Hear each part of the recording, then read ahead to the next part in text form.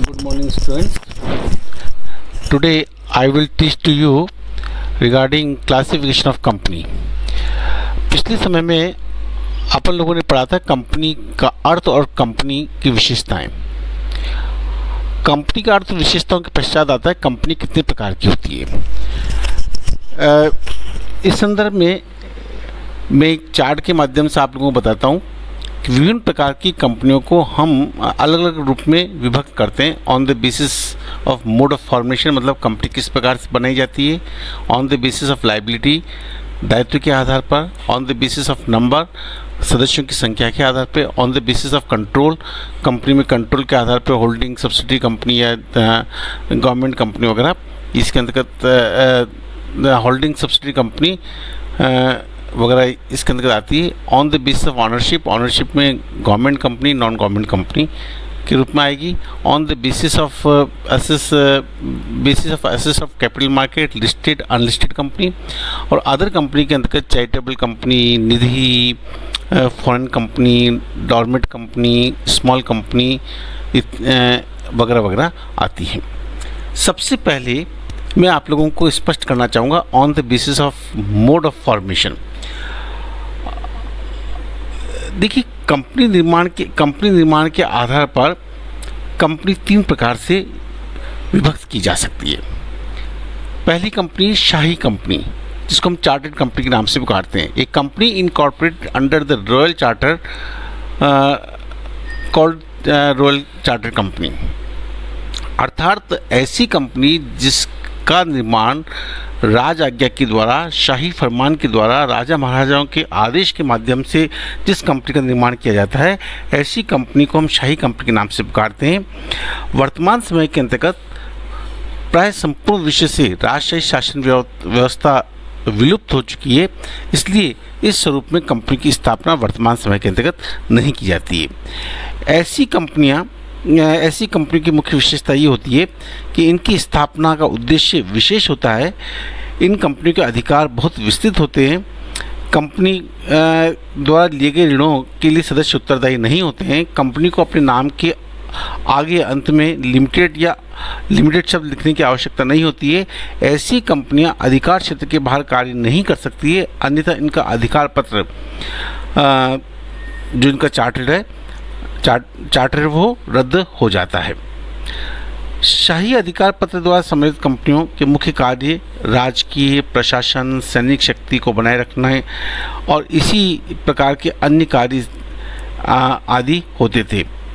East India company 1600 ईस्वी के अंतर्गत, हडसन बी कंपनी 1670 में, बैंक ऑफ इंग्लैंड 1694 में, ओरिएंटल स्टील नेविगेशन कंपनी 1840 में, बैंक ऑफ जापान 1882 में, ये इसके उदाहरण कहे जा सकते हैं। दूसरी कंपनी आती है संसद के विशेष अधिनियम के अंतर्गत समावित कंपनी, जिसको हम स्टैट्यूटरी कंपनी के नाम से भी पुकारते हैं। ऐसी कंपनी जिसकी स्थापना राष्ट्रीय महत्व, राष्ट्रीय सुरक्षा की वस्तुओं का उत्पादन करने एवं सार्वजनिक हित जैसे कार्यों करने के उद्देश्य से देश की संसद अथवा किसी राज्य की विधानसभा में विशेष अधिनियम पारित करके की जाती है, ऐसी कंपनी को हम स्टैट्यूटरी कंपनी या संसद के विशेष अधिनियम के अंतर्गत समावित कंपनी के नाम से पुकारते हैं। रिजर्व बैंक ऑफ इंडिया, जिसकी स्थापना RBI एक्ट 1948 के अंतर्गत हुई थी। Industrial finance corporation IFC act 1948, state bank of India SBI act 1951, LIC act 1956, unit trust of India UTI act 1963, औद्योगिक विकास बैंक इंडस्ट्रियल IDB एक्ट 1948 इसके उदाहरण कहे जा सकते हैं। ऐसी कंपनियां संसद और विधानसभा में विशेष अधिनियम पारित करके समावित की जाती है। ऐसी कंपनी की स्थापना राष्ट्रीय महत्व के व्यापार या अन्य कार्यों को करने के लिए की जाती है। इनका अपना अलग से पार्षद सीमा नियम नहीं होता, अपितु विशेष अधिनियम में ही सभी प्रमुख बातें जैसे उद्देश्य, कार्य, अधिकार, कार्यक्षेत्र एवं पूंजी इत्यादि का उल्लेख कर दिया जाता है। यद्यपि इन कंपनियों में सदस्यों का दायित्व सीमित होता है, किंतु ऐसी कंपनी को अपने नाम के अंत में लिमिटेड शब्द लगाने की आवश्यकता नहीं होती है। इन कंपनियों के अधिकार सीमित होते हैं, अतः ये अपने कोषों का उदार आधार पर प्रयोग नहीं कर सकती है। इन कंपनियों को कंपनी अधिनियम के अंतर्गत निर्मित कंपनियों की तुलना में विशेष सुविधाएं, छूटें एवं कार्यक्षेत्र संबंधी अधिकार प्राप्त होते हैं। इन कंपनियों का पृथक वैधानिक अस्तित्व होता है, अतः एक दूसरे पर वाद प्रस्तुत किया जा सकता है। इन कंपनियों के खातों की जांच महालेखा परीक्षक ऑडिटर जनरल ऑफ इंडिया के निर्देशन में होती है। ऐसी कंपनियों के अंश और बॉन्ड स्टॉक एक्सचेंज के अंतर्गत खरीदे बेचे भी जा सकते हैं। इन कंपनियों के कार्यों का मूल्यांकन भारतीय संसद अथवा राज्य विधानसभा, जो इनको बनाने वाली संस्था है, के द्वारा किया जाता है। तीसरी प्रकार की कंपनी होती है company incorporate under the companies act, company अधिनियम द्वारा निर्मित कंपनी। ऐसी कंपनी जिसका निर्माण भारतीय कंपनी विधान 2013 या इसके पूर्व में प्रचलित किसी कंपनी विधान के अधीन होता है, ऐसी कंपनी को हम कंपनी अधिनियम द्वारा निर्मित कंपनी के नाम से पुकारते हैं। इन दोनों ऊपर वाली दोनों कंपनियों को छोड़ के बाकी जो भी कंपनी बनाई जाती है वो भारतीय कंपनी अधिनियम द्वारा निर्मित कंपनी के नाम से जानी जाती है, जिसका हम संपूर्ण वर्ष पर्यंत अध्ययन करेंगे। देन इसके पश्चात हम लेते हैं on the basis of liability of members. दायित्व के आधार पर कंपनियों को हम दो भागों में विभक्त करते हैं, लिमिटेड लायबिलिटी कंपनी और अनलिमिटेड लायबिलिटी कंपनी। ऐसी कंपनी जिसमें सदस्यों का दायित्व उनके द्वारा ग्रहण किए गए अंशों के अंकित मूल्य की अदद राशि तक या उनके द्वारा प्रदान की गई गारंटी राशि तक सीमित होता है, ऐसी कंपनी को हम सीमित दायित्व वाली कंपनी के नाम से पुकारते हैं। सीमित दायित्व वाली कंपनी दो प्रकार की होती है, अंशों के द्वारा सीमित दायित्व वाली कंपनी और गारंटी के द्वारा सीमित दायित्व वाली कंपनी।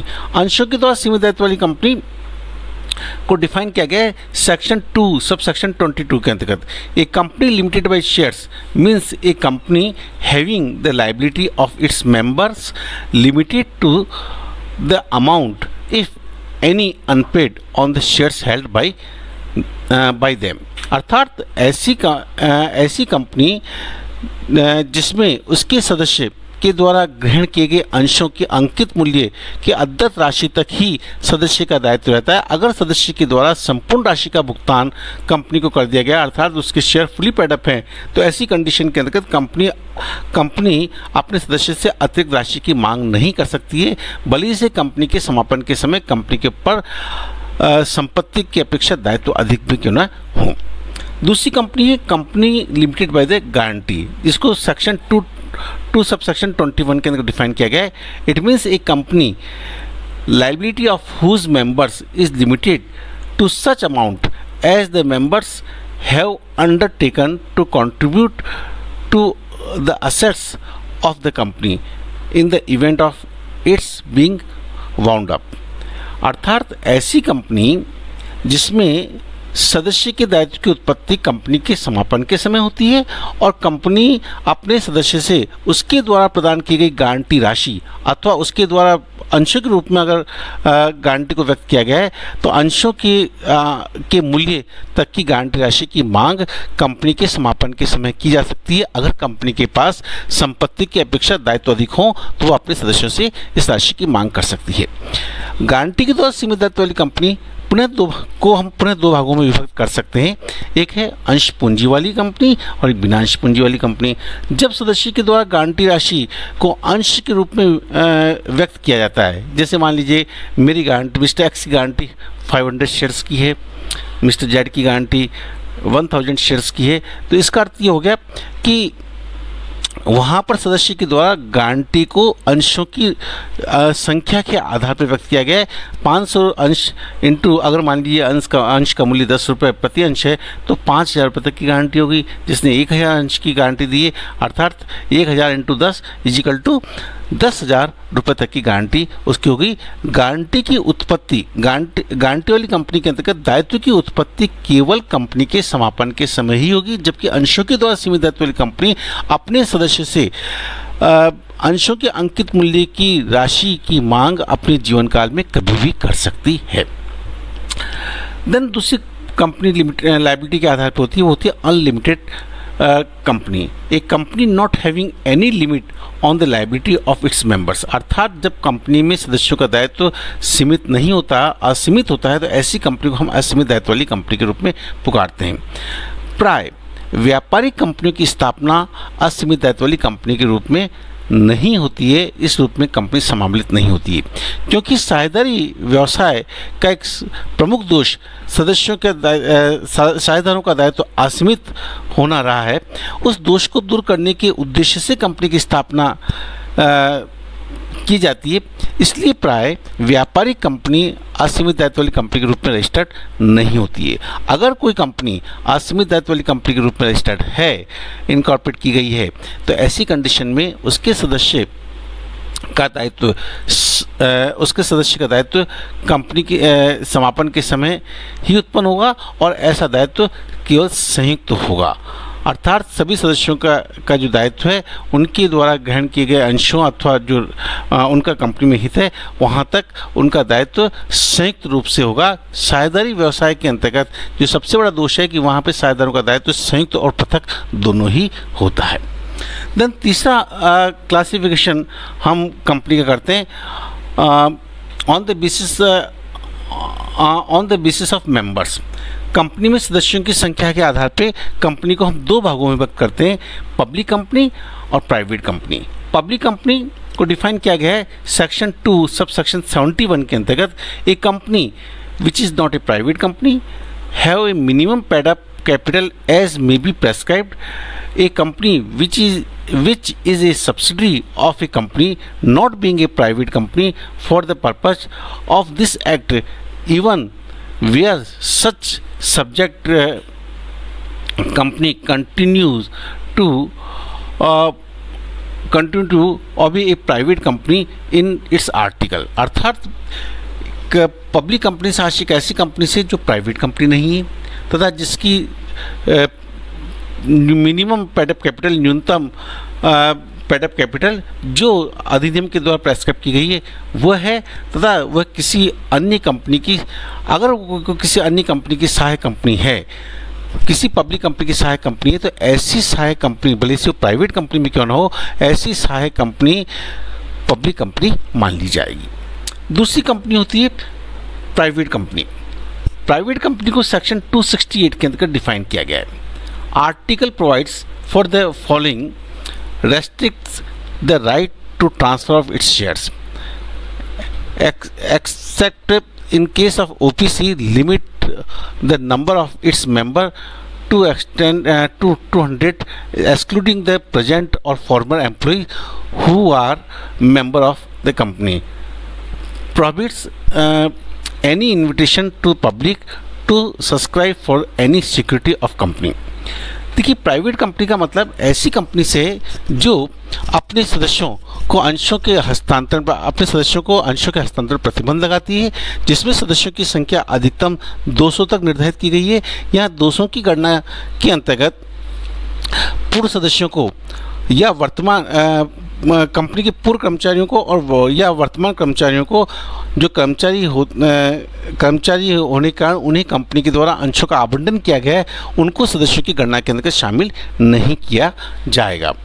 और ऐसी कंपनी अपनी सिक्योरिटी को सब्सक्राइब करने के लिए, अपनी प्रतिभूतियों को सब्सक्राइब करने के लिए आम जनता को निमंत्रित नहीं कर सकती है। ऐसी कंपनी प्राइवेट कंपनी के नाम से जानी जाती है। इसमें 1% कंपनी को भी हम डिवाइड करते हैं। 1% company means a company which has only 1% as a member.